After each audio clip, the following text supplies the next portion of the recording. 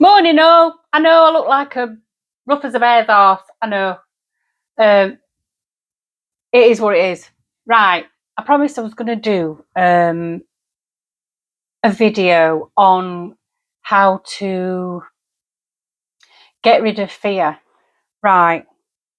It's probably not what you're expecting in lots of ways, because I'm going to focus on the physical side of what fear does to your body. So, if you have a disease that ends in itis or algia, you probably have an issue with your vagus nerve. And the vagus nerve is the 10th cranial nerve. It's the largest nerve in the body. And its main focus, well, its main function really, is to send signals backwards and forwards from various parts of the body to the brain. And it's like your fight or flight signaling box, if you like. So whenever you're in anxious mode or fearful or angry or something, when you're just overwhelmed by things that are happening, whether it's in your immediate family, immediately around you, or in the world, or the things that you're seeing on the TV all the time, your vagus nerve works in overdrive. So it's basically signaling to the brain, we need to shut this thing off. This person's in flight or flight or flight, whichever way you want to say it. So what happens when you're in fight or flight to your body? First of all, the vagus nerve starts signaling, oh, there's an issue, this person's in mortal danger. And it starts to shut off your digestive system, your kidneys, your liver, your pancreas. It starts to make you pump blood faster around your body. It makes your blood pressure go up. It makes your lungs breathe more like shallowly and all that kind of thing. Because if you're in imminent danger, all the things that you need is to be able to breathe, for your heart to be able to take you, and for your arms and legs to work, so you can get out of the way. So what happens to a deer, for instance, when it's been chased? So say a gazelle in the African plains is being chased by a lion. What does the gazelle do? It runs like F until it gets out of danger. And the moment it's out of danger, it puts its head down and it starts to graze. We don't do that because we're not aware that we're in that fight or flight mode, this stress mode, this cortisone mode of this. We're in more like an intellectual fight or flight, but our body is working like any other animal. It's working in fight or flight. So modern living, like, I've got to get up at this time, I've got to do this, I've got to go to work, oh God, I ain't got enough money, oh shit, what's happening in the news now, what's the government doing to us next, this is happening, that's happening, I'm scared to go out on the street, all that kind of thing. Externally and consciously, it's a worry, it's something that causes anxiety and fear. Internally, what's happening is your body's getting wrecked by your internal system, the vagus nerve. It's not trying to wreck you, it's trying to keep you safe. So how do we get out of that perpetual fight or flight? And what does the vagus nerve oversee, if you like? I've got a list in front of me, so you'll have to bear with, because I've written it down so I don't forget, because I'm of an age. So when you're in fight or flight, you're angry, you're anxious, you're fearful. Even if you're fearful, what happens is let me go back.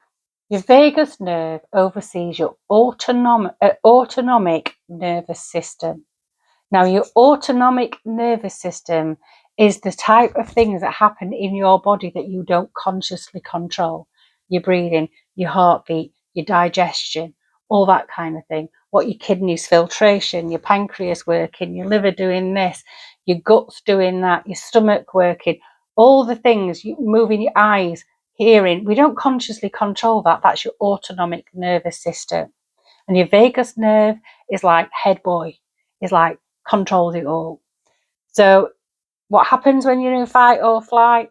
Your liver all of a sudden is not needed for fight or flight. So your liver is shut off, your gallbladder is shut off, your pancreas is shut off, your stomach shut off, your breathing starts to become more shallow and more that type of thing.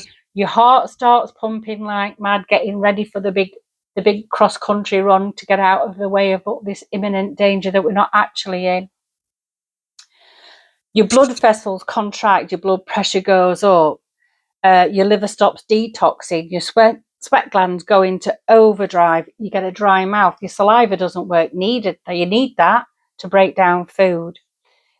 Your inflammatory system goes into overdrive. So any inflammation, any inflammatory diseases you have, you've probably been in fight or flight without even realizing it for a very long time.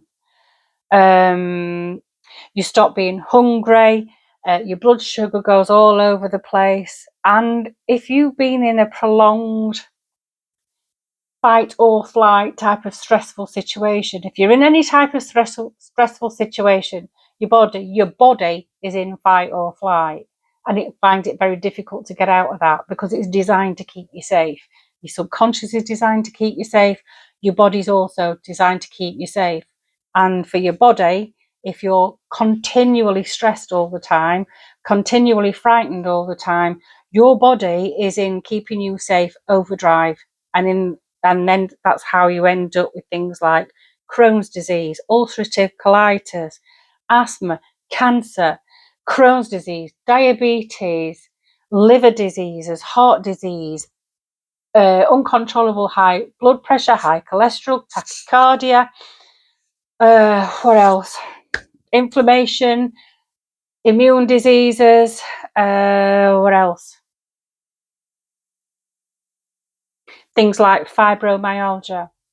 Is your body in fight or flight, in overdrive. So what can you do? There's lots of things you can do to calm it down. If you go back to the deer analogy, the deer is running like hell for leather. The danger's over this. The deer is head down and chewing. So chew. Get some sugar-free gum.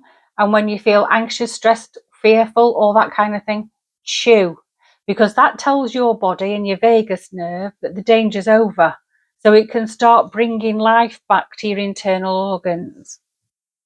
Breathing. This one is marvellous. So if you are, all you've got to do is sit for 3 to 5 minutes. If you're in the middle of an argument, or you've just come home from work and you're wound up to the max, or you've just seen something on the news that has driven you insane and made you really, really angry, or you've been out and something's frightened you, sit. Give yourself 3 to 5 minutes. You breathe in through the nose on the count of 5. And you breathe out through your mouth, slowly releasing on the count of 8 to 10.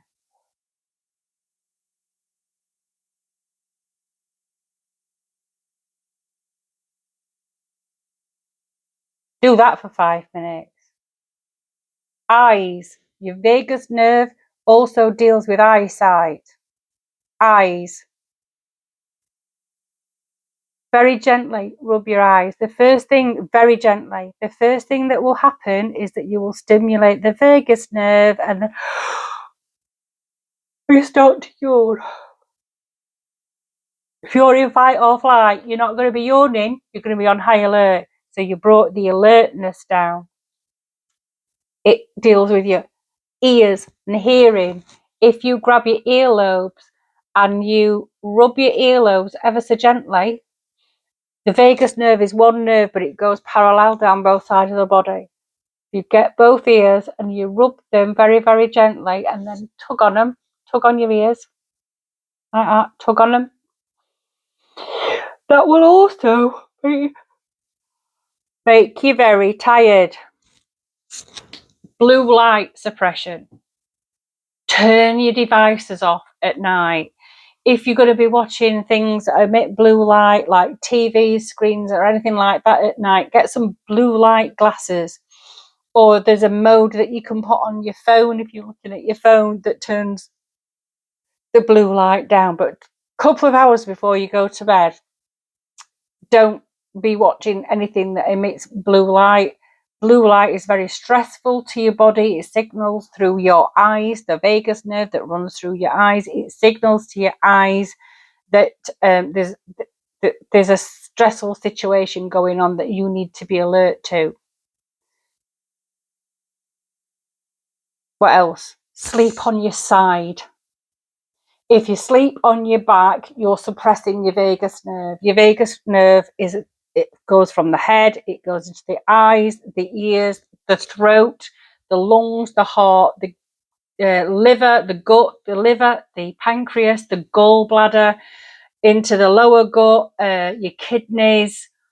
The vagus nerve is like the director of the fight, flight, and freeze. And if you're in flight, you might have a disease that ends in itis or diabetes or algia, neuralgia, fibromyalgia. All these type of things are all down to this inner working of this vagus nerve. It's very damnedest to keep you safe, but while it's taking away energy from your internal organs, your eyesight, your hearing, it'll start to affect that. Eye exercises, basically just sit and look to one side, then look to the next side, and look zigzag. Just look side to side, look up and down, follow, like without looking up, follow the line of the wall on the ceiling. Do that for a couple of minutes. Humming. Why do you think these gurus go,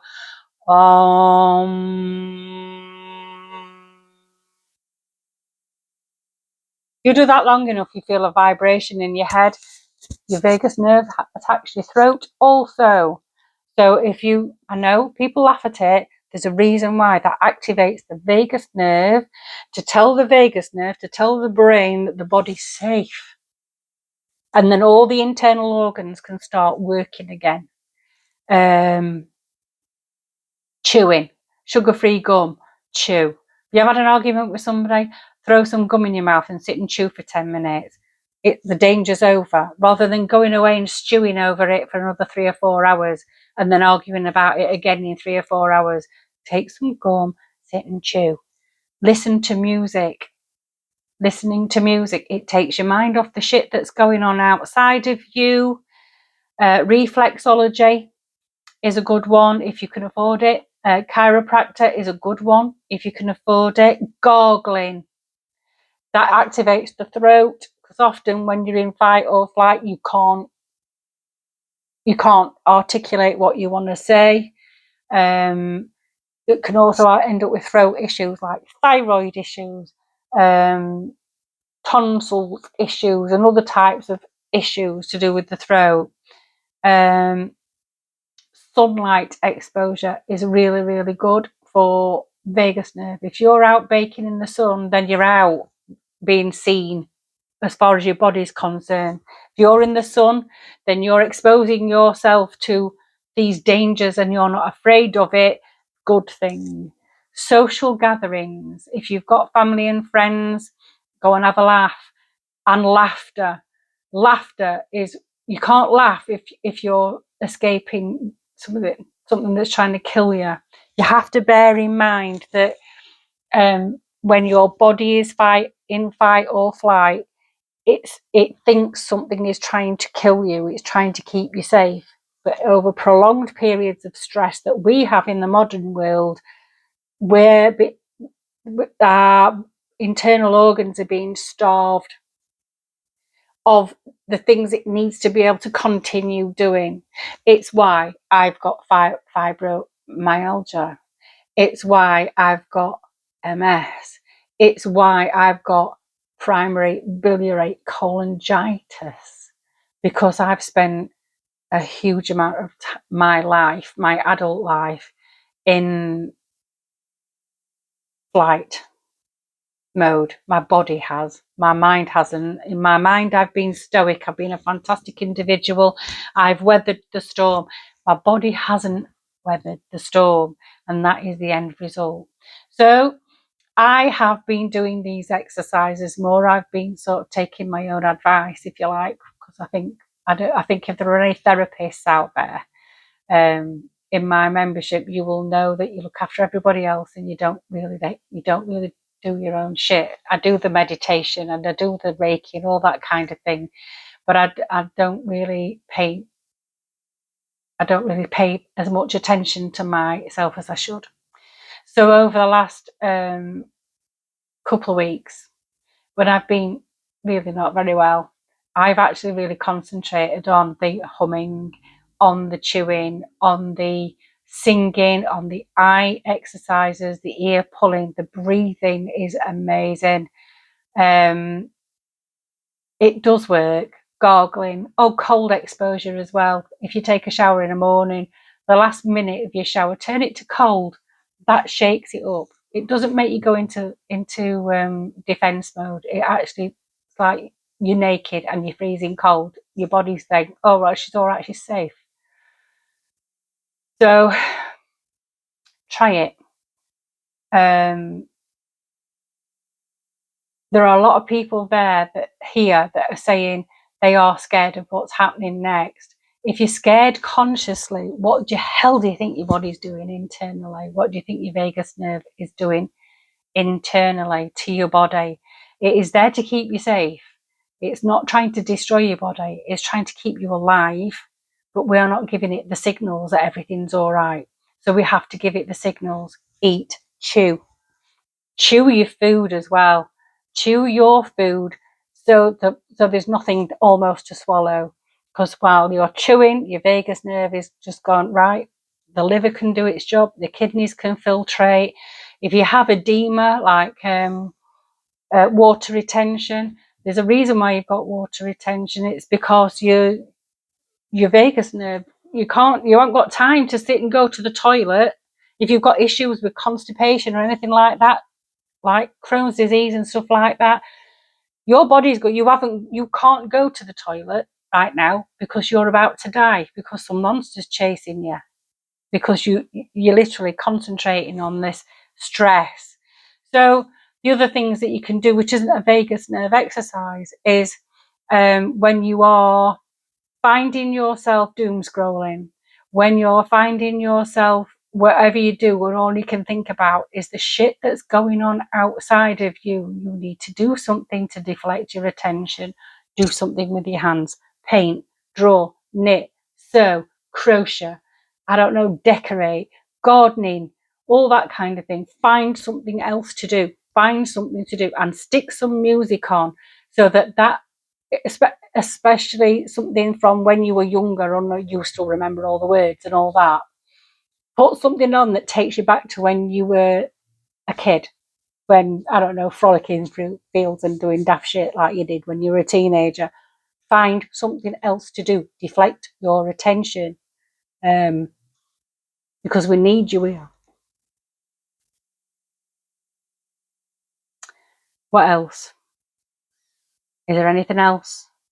The only other thing you could do if you have gut issues is to take probiotics, but I would stick with the exercises first, and sit and recognize when you're allowing your mind to work overtime, when you're obsessing over what's happening with Keir Starmer and all that. And I know, because I do it myself, and sometimes I do it for my job. I do it for this channel, and that's why I end up having to take days off at a time because I'm literally looking at stuff for the channel.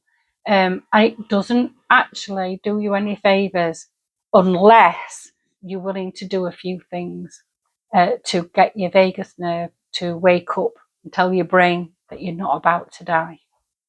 Anyway, I'm going to go now and probably get a bath and do something with me. I didn't realise how scraggy my neck was. Jesus. No filters on this channel, girls. None whatsoever.